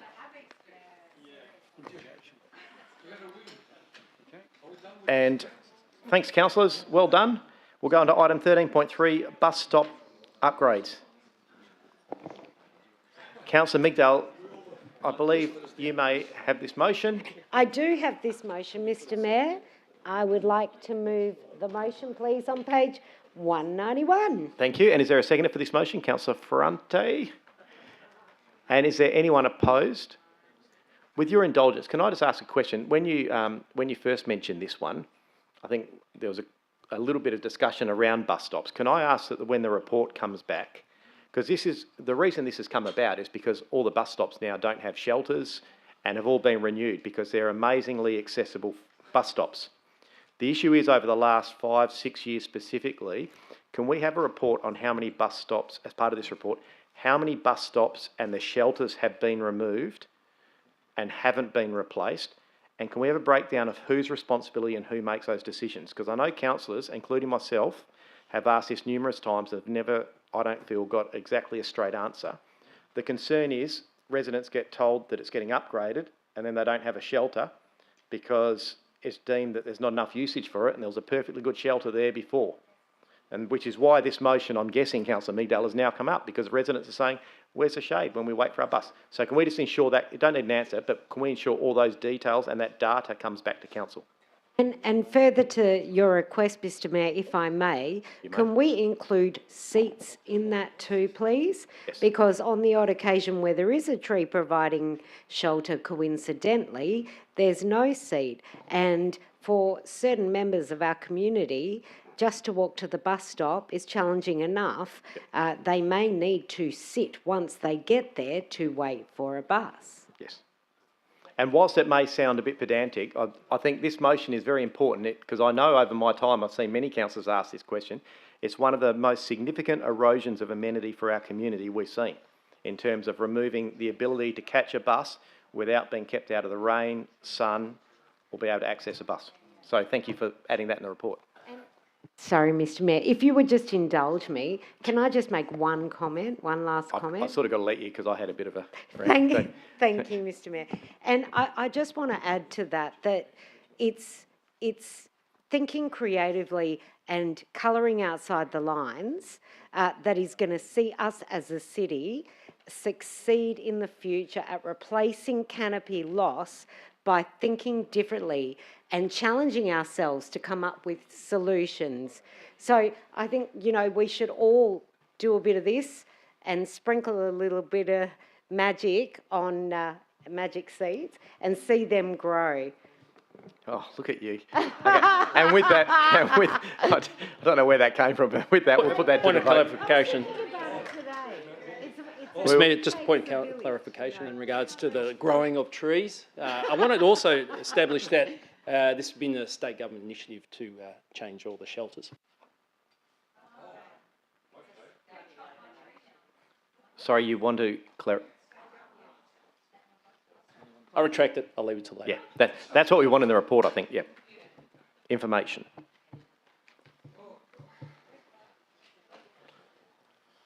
Can we have the votes up?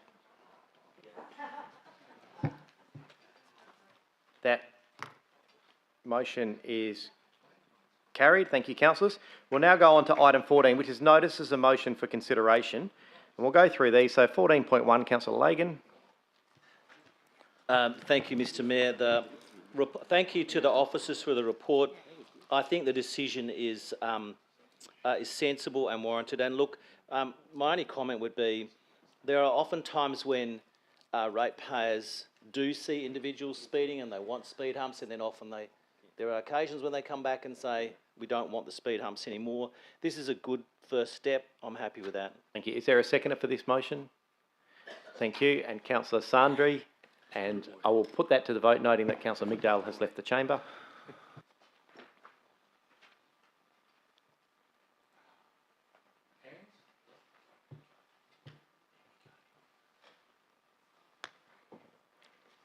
Thanks, councillors. That's unanimous. 14.2, proposed notice of motion. Councillor Criado.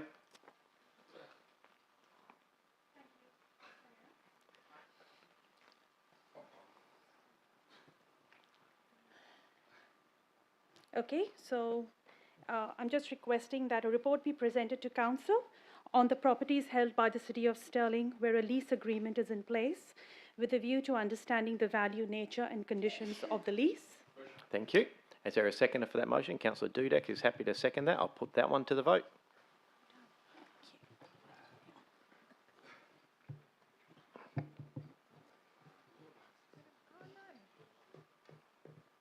Thank you. That is also unanimous, noting that Councillor Migdale is still out of the chamber. 14.3, Councillor Criado again. Thank you, Mr Mayor. And this, notice of motion. Firstly, I would just like to thank the officers for the extensive amount of work that went behind the background and the details for this motion, and that a report be presented to council considering a trial of a multifaceted, locally led community safety initiative within Nolomara and Westminster neighbourhoods over a 6-month period in response to escalating antisocial and criminal behaviour. Thank you. And Councillor Dudek, you're happy to second that? Yep. And I'll put that to the vote.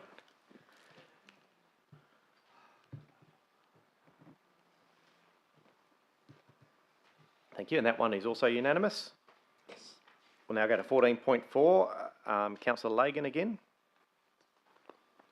Thank you, Mr Mayor. I think the report is fairly self-explanatory. Can I thank the officers who have communicated with me even as recently as tonight for the work that's already been put in.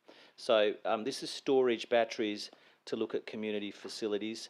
Can I just draw your attention to a couple of articles that are worth noting, as this will be on our radar a bit more. The first is Community Batteries Parliamentary Briefing, March of this year, if anyone wants to download that and read it. The second is a guide to installing household batteries and storage systems, Clean Energy Council. Excellent document and does explain it. So, we're not looking at nuclear That's yet. it. So, and just lastly, can I bring to your attention the funding announcement for the round of community batteries that that will, if we are fortunate, fund many of the process steps we're trying to go through. Appreciate that. Councillor Sandri is seconding your motion that a report comes to council. Council look forward to receiving the summary on those documents. If you can send the summary through to us all, that'd be fantastic. And I'll put that to the I'll put that to the vote. I'll send it as Councillor Kristovich did to everyone. Yes.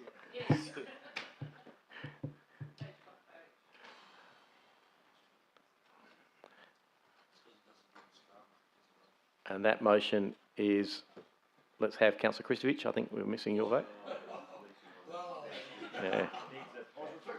Yeah, I know you were looking very happy with yourself over there. That is unanimous, noting that Councillor Migdale was out of the chamber still. We now go to item 14.5, which proposed notice of motion from Councillor Kristovich. Unaccustomed as I am to giving long speeches, I'll go straight to the point here. That a report be presented to Council on the feasibility of installing fixed CCTV in the coastal car parks along West Coast Drive to improve surveillance of those areas and deter antisocial behaviour. Thank you. Councillor Farrelly, you're happy to second that? I'll put that to the vote, noting now that Councillor Ferrante and Migdale are both out of the chamber. And that motion is carried. No, you can tell when it's getting late. Okay. We'll go to item 14.6, proposed notice of motion from Councillor Olo. Councillor Hatton, can you just maybe control your co-ward? Your motion? Thank you. That a report be presented to Council on the feasibility of a controlled pelican crossing mid-block on Royal Street, Chewett Hill to Robertson Reserve. The report is to include the process to approve and fund the crossing and a time frame to install. Thank you. Councillor Thornton, you're happy to second that. I will put that one to the vote. Noting Councillor Ferrante is back in the chamber. Councillor Migdale is still not in the chamber. Yep, happy with that. Thank you. It is the right term and that is unanimous. Thank you, councillors. It's a bit of work there, officers.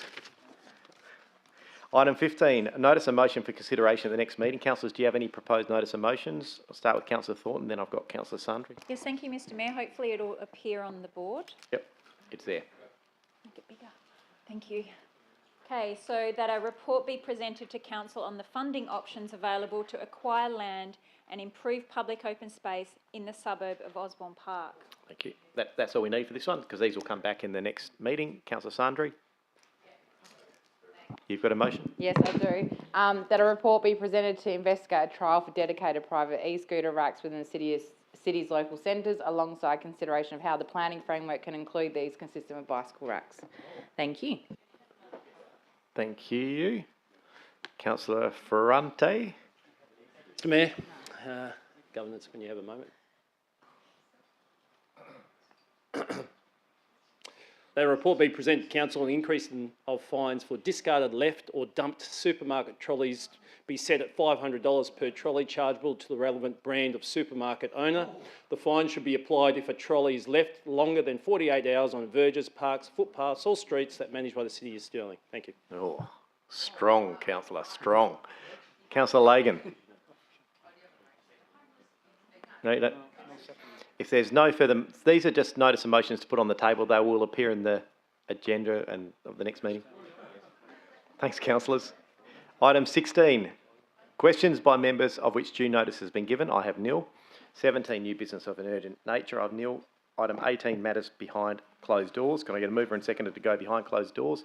Move Councillor Ferrante, seconded Deputy Mayor Proud. I'll just have a show of hands to go behind closed doors. Thank you. That is unanimous. We will now, noting that Councillor Dudek and Councillor Migdale are out of the chamber. Mr Mayor, can I please request a 5-minute break? Yeah, can we have a break? Yeah, Yeah, break. Councillors, can I just finish? Councillor Dudek and Councillor Migdale were out of the chamber for the vote to go behind closed doors. We will now go behind closed doors. For those members watching at home on the live stream, that is the end of the meeting for you, so we wish you good night.